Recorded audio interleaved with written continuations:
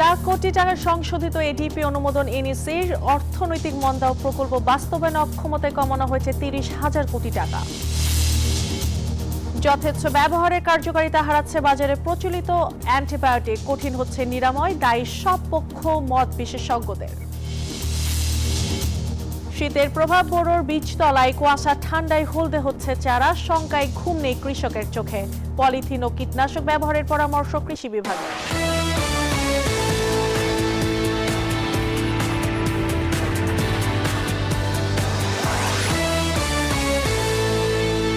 আমন্ত্রণ ব্যবসা বাণিজ্যের অর্থনীতির সর্বশেষ খবর নিয়ে নিউজ 24 নিয়মিত আয়োজন বিজনেস টাইমে।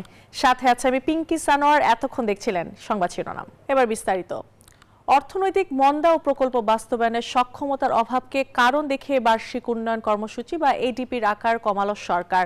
সোমবার ৩০,০০০ কোটি টাকা কমিয়ে ২ লাখ কোটি টাকার সংশোধিত এডিপি অনুমোদন দিয়েছে জাতীয় অর্থনৈতিক পরিষদ এনইসি। মূল এডিপির তুলনায় এতে প্রায় ১৩% কাটছাঁট করা হয়েছে। সবচেয়ে বেশি বরাদ্দ কমেছে শিক্ষা ও স্বাস্থ্য খাতে। এই নতুন আইনটাই আমরা করলাম যে এখন থেকে 50 কোটি টাকার উপরে হলে যে কোনো প্রজেক্টটি সরকারি নিয়ম অনুযায়ী এটা একনেকে চলে আসতে হবে। যথেচ্ছ অপব্যবহারের কারণে ক্রমেই কার্যকারিতা হারাচ্ছে দেশের বাজারে প্রচলিত অ্যান্টিবায়োটিক রোধী ক্ষমতা তৈরি হচ্ছে ব্যাকটেরিয়ার মধ্যে, ফলে ক্রমশ কঠিন হয়ে পড়ছে বিভিন্ন সংক্রমণ নিরাময়। বিশ্ব স্বাস্থ্য সংস্থা বলছে এই অবস্থা নিয়ন্ত্রণ না করা গেলে ২০৫০ সাল নাগাদ সাধারণ সংক্রমণে প্রতি বছর মৃত্যু হবে প্রায় ১ কোটি মানুষের। নীরবে এই মহামারীর পেছনে সকল পক্ষকে দায়ী বলে মত জনস্বাস্থ্য বিশেষজ্ঞদের। অ্যান্টিবায়োটিক নিয়ে রিশাদ হাসানের 2 পর্বের ধারাবাহিকের প্রথম পর্ব দেখুন আজ। রোগীর নাম শহীদুল ইসলাম। মূত্রনালীর সংক্রমণ নিয়ে ভর্তি হয়েছিলেন ঢাকা মেডিকেল কলেজ হাসপাতালে। তার রক্ত পরীক্ষার পর হতবাক চিকিৎসকরা। রিপোর্টে দেখা যায় তার শরীরে দেশে প্রচলিত কোনো অ্যান্টিবায়োটিক কার্যকর নয়। সংক্রমণ থেকে বাঁচতে রোগীকে যেই শক্তিশালী অ্যান্টিবায়োটিক দেওয়া হচ্ছে তার পার্শ্ব প্রতিক্রিয়া দেখা দিচ্ছে রোগীর কিডনিতে। ওই বিভাগের দায়িত্বরত চিকিৎসক জানান, শহীদুলের মতন এমন অসংখ্য রোগের সন্ধান মিলছে নিয়মিতই, যাদের শরীরে প্রচলিত কোনো অ্যান্টিবায়োটিক কার্যকর নয়। অ্যান্টিবায়োটিক কাজ করছে না, যেটা আমরা আমাদের সায়েন্টিফিক ভাষায় বলি অ্যান্টিবায়োটিক রেজিস্ট্যান্স ডেভেলপ করতেছে। এবং মজার ব্যাপার হচ্ছে যে অ্যান্টিবায়োটিকটা 5 বছর আগেও আমরা ইজিলি যে কোনো ইনফেকশনের ক্ষেত্রে ব্যবহার করতে পারতাম, এখন সেই অ্যান্টিবায়োটিক ইউজ করা যাচ্ছে না। শুধু তাই নয়, জাতীয় অ্যান্টিমাইক্রোবিয়াল রেজিস্ট্যান্স সার্ভিল্যান্স প্রতিবেদন বলছে দেশে আইসিইউতে ভর্তি থাকা প্রতি 10 জনের মধ্যে 4 জনের শরীরে কোনো অ্যান্টিবায়োটিক কার্যকর নয়। এই ঝুঁকিতে আছে নবজাতক থেকে শুরু করে সব বয়সী মানুষ।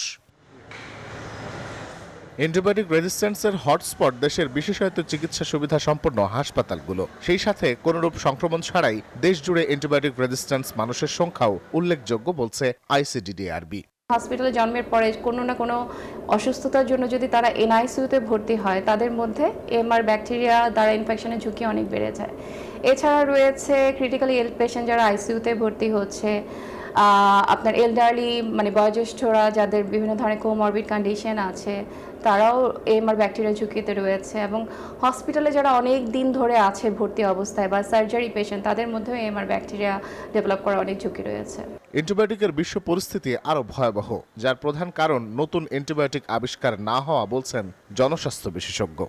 যে হারে বিশ্বব্যাপী এবং আমাদের দেশীয় অ্যান্টিবায়োটিক রেজিস্ট্যান্স বাড়ছে, যদি এটাকে নিয়ন্ত্রণ করার কার্যকর কোনো পথ আমরা খুঁজে না পাই এবং একই সাথে নতুন অ্যান্টিবায়োটিকের সন্ধান লাভ করতে ব্যর্থ হই, তাহলে কিন্তু যে সুপার বাগ বা সর্ব অ্যান্টিবায়োটিক রেজিস্ট্যান্স জীবাণু তৈরি হবে, সেটিই মানব সভ্যতা ধ্বংসের কারণ হয়ে যাবে। এক কথায় সারা বিশ্ব এগিয়ে যাচ্ছে এক নীরব মহামারীর দিকে। কেউ কি ভাবছে তা? এই অ্যান্টিবায়োটিকের যথাযথ ব্যবহার মানব জাতির জন্য জীবন রক্ষাকারী, অপরদিকে এই অ্যান্টিবায়োটিকের অপব্যবহার মানব জাতির জন্য এক হুমকি, যেই হুমকিকে বলা হচ্ছে অ্যান্টিবায়োটিক পরবর্তী যুগ, এক নীরব মহামারী। রিশাদ হাসান, নিউজ 24, ঢাকা। বিজনেস টাইমের সময় হলো একটি বিরতি। ফিরছি আরো খবরের সাথেই থাকুন। বিরতি পর আবার স্বাগত জানাচ্ছি বিজনেস টাইমে। সপ্তাহের দ্বিতীয় কার্য দিবসে পতন থেকে কিছুটা ঘুরে দাঁড়িয়েছে পুঁজিবাজারের সূচক, তবে কমেছে সার্বিক লেনদেন। ঢাকা স্টক এক্সচেঞ্জের প্রধান সূচক ডিএসএক্স 2.46 পয়েন্ট বেড়ে দাঁড়িয়েছে 4,942 পয়েন্টে। 0.98 পয়েন্ট কমে ডিএসএস এর সূচক দাঁড়িয়েছে 997 পয়েন্টে। বেড়েছে ডিএস30। সোমবার সর্বমোট লেনদেন হয়েছে 352,49 লাখ টাকা, যা রবিবারের তুলনায় কম। এদিন 140টি কোম্পানির শেয়ার ও মিউচুয়াল ফান্ডের দাম বেড়েছে, কমেছে 175টির এবং অপরিবর্তিত ছিল 78টির দর।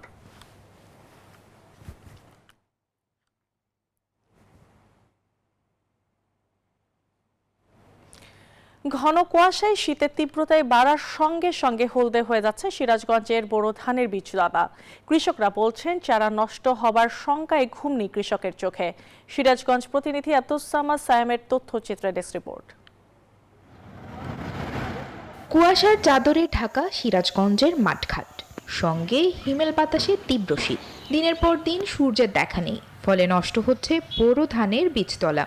হলুদ ও সাদা হয়ে যাচ্ছে চারা গাছ, কোথাও কোথাও মরে যাচ্ছে পুরো বীজতলা। শীত ঠেকাতে কেউ পলিথিন দিয়ে ঢেকে দিচ্ছেন বীজতলা, তবুও যেন রক্ষা হচ্ছে না। বোরো আবাদ নিয়ে দুশ্চিন্তায় পড়ছেন কৃষক। প্রচন্ড ঠান্ডার জন্য একেবারে বীজতলা আমার শেষ হয়ে গেল। বেশ কয়েকদিন হলে সূর্য ওঠে না, ঘন কুয়াশাত সকল বীজ একবারে সাদা হয়ে যাইতেছে। আমরা বিভিন্ন সার মার ব্যবহার করতেছি, তা নষ্ট হয়ে যাইতেছে। কুয়াশা এবং শীতের জন্য আমার বেসন পুরোটাই সম্পূর্ণ নষ্ট হয়ে গেছে। সামনে রোপা মৌসুমে, বড় মৌসুমে আমি কিভাবে বেসন খরিদ করবো? বিষ, তাহলে ভিটামিন এগুলো দিয়েছি, বেসন সব ধলা হয়ে গেছে। কোনো ডিস কোনো খবর নেই না আমার। বীজতলা বাঁচাতে পলিথিন, ছত্রাকনাশক ও জিপসাম স্প্রে ব্যবহারের পরামর্শ দিচ্ছেন কৃষি বিভাগ। পলিথিন আবৃত যে বীজতলা তৈরি, এটিতে কৃষক ভাইদের উৎসাহী করছি, কারণ এতে বীজতলার কোনো রকম ক্ষতি হয় না। শিশির যেটি পরে বীজতলার উপরে, সেটিকে আমরা ভেঙে দিতে বলি এবং অনুমোদিত ছত্রাকনাশক আমরা স্প্রে করার জন্য কৃষক ভাইদের পরামর্শ দিচ্ছি। সেই সাথেও জিপসাম প্রয়োগের জন্য আমরা কৃষক ভাইদের পরামর্শ দিয়ে যাচ্ছি। চলতি বছর বোরো আবাদের 8,980 হেক্টর জমিতে বীজতলা হয়েছে। Desk report, news 24। নানা প্রতিকূলতার মাঝেও নেত্রকোনায় হাওড়াঞ্চল বোরো ধান আবাদে ব্যস্ত সময় পার করছেন কৃষক। তবে কৃষি উপকরণ মূল্য বৃদ্ধিতে চাষাবাদে হিমশিম খেতে হচ্ছে তাদের। যদিও লক্ষ্যমাত্রার চেয়ে বেশি জমিতে বোরো ধানের আবাদ হবে বলে আশা করছে জেলা কৃষি বিভাগ। সোহান আহমেদ কাকনের তথ্যচিত্রে ডেস্ক রিপোর্ট। কেউ জমিতে হাল চাষ করছেন, কেউ চারা রোপণ করছেন, আবার কেউ বা দিচ্ছেন সেচ। এরকমই কর্মব্যস্ত সময় পার করছেন নেত্রকোনার হাওরের চাষিরা। ঘন কুয়াশা উপেক্ষা করে সকাল সন্ধ্যা জমিতে ভালো ফলনের আশায় কাজ করছেন তারা। তবে হাওরের পানি শুকিয়ে যাওয়ায় ভূগর্ভস্থ পানি একমাত্র ভরসা তাদের। সেচ ও কৃষি উপকরণের খরচ মেটাতে গিয়ে হিমশিম অবস্থা বলছেন কৃষক। তেলের দাম বেশি, অনেক আমরা খরচায় দিয়ে কুলা যাতাম না। আমার দাম বাড়ছে, ডিজেলের দাম বাড়ছে, আলের দাম বাড়ছে, কেমনে চাষ করে বসাইব?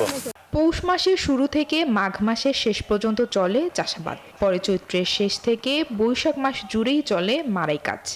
ধান লাগাইতেছি 88, 89, এরপরে কিছু হালকা 28 তো মরে যায়, ডাল লাগে 28 লাগানি জানা। এদিকে হাওরে লক্ষ্যমাত্রার চেয়ে বেশি জমিতে আবাদের আশা করছেন জেলা কৃষি বিভাগ।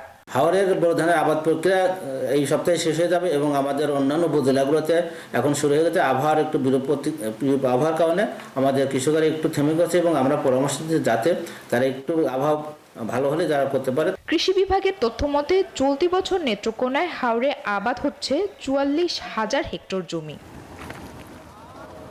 Desk report, news 24। এই ছিল বিজনেস টাইম এখনকার মতো আয়োজন। এতক্ষণ সাথে থাকার জন্য ধন্যবাদ সবাইকে।